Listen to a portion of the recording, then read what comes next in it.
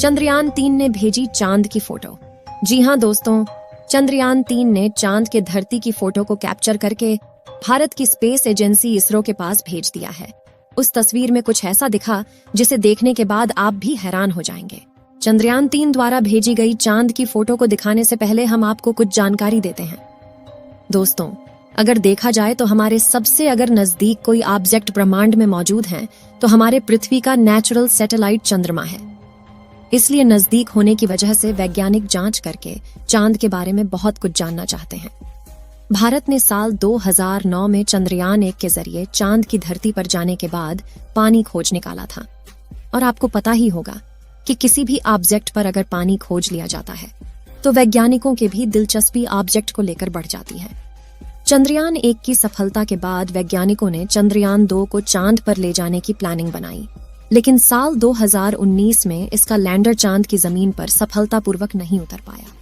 इस बार फिर भारत ने 14 जुलाई को चंद्रयान-3 मिशन चांद की सफल उड़ान के लिए रवाना किया है।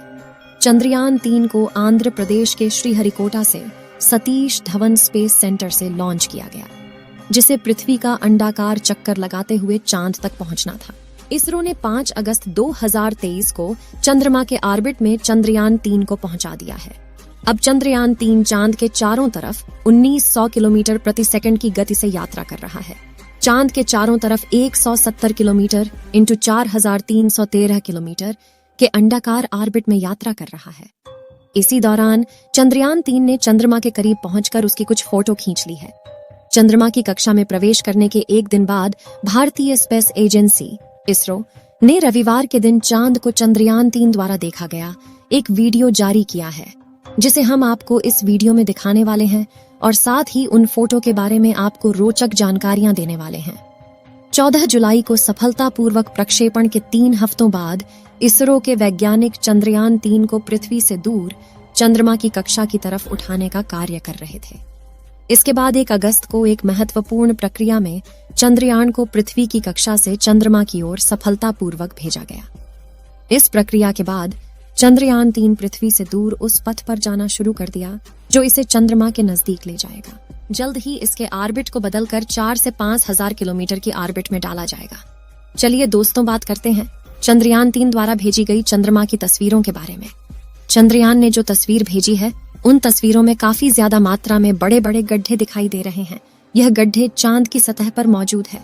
चंद्रयान-3 इस बार इन्हीं भयानक गड्ढों के बारे में जानकारियां हासिल करने वाला है। चंद्रयान से ली हुई चांद की पहली तस्वीर देखिए। हर तस्वीर में बाएं तरफ गोल्डन रंग का कुछ दिखाई दे रहा है। यह गोल्डन रंग चंद्रयान का सोलर पैनल है और सामने चंद्रमा की सतह और उसके गड्ढे दिख रहे हैं। ये हर फोटो में बढ़ते जा रहे हैं। जैसे जैसे चंद्रयान चांद की धरती के नजदीक जा रहा है, वैसे वैसे ये गड्ढे भी बढ़ते जा रहे हैं।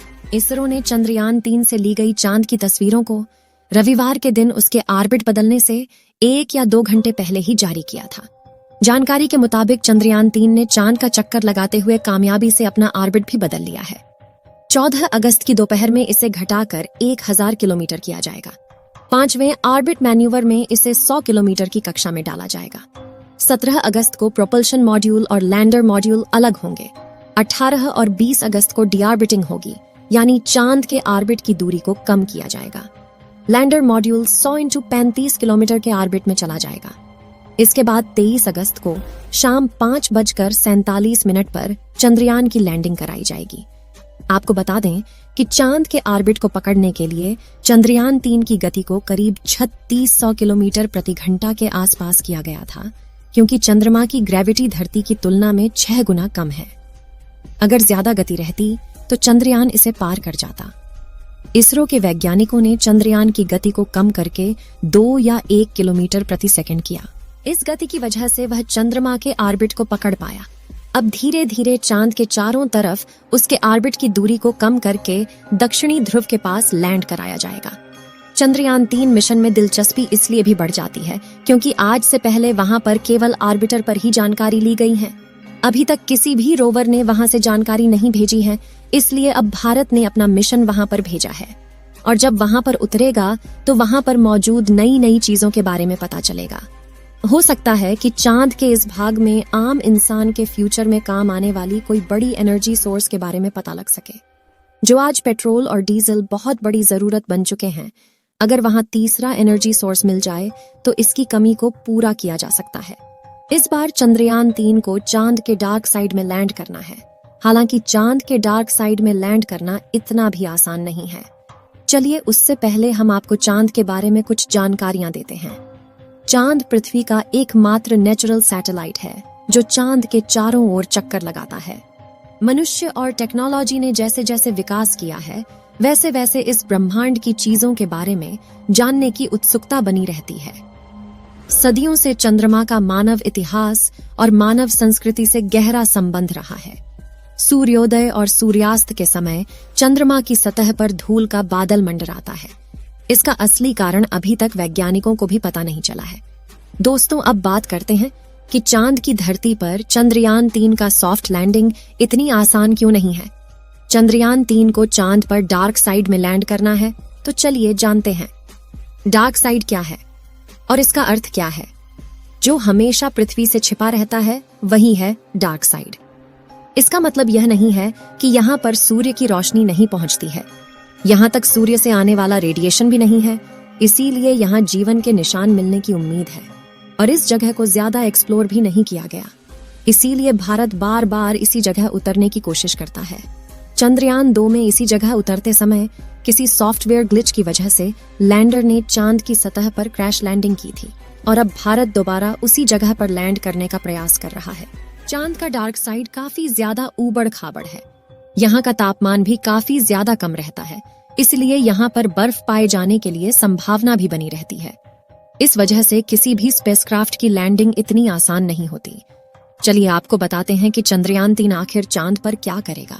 साथियों, साल 1959 में रशिया के स्पेसक्राफ्ट ने पहली बार चांद पर लैंडिंग की थी, जिसके बाद अमेरिका ने भी कई मून मिशन किए और 20 जुलाई 1969 को नासा के अपोलो मिशन के दौरान एस्ट्रोनॉट नील आर्मस्ट्रॉन्ग और बज एल्ड्रिन ने चांद पर पहली बार कदम रखा था। जिसके बाद नासा ने कई मून मिशन किए थे और अपने कुल 12 एस्ट्रोनॉट्स को चांद पर भेजा। एस्ट्रोनॉट्स ऐसे व्यक्तियों को कहते हैं जो पृथ्वी के वायुमंडल से ऊपर जाकर अंतरिक्ष में यात्रा करते हैं और यात्रा के दौरान खोज करते हैं।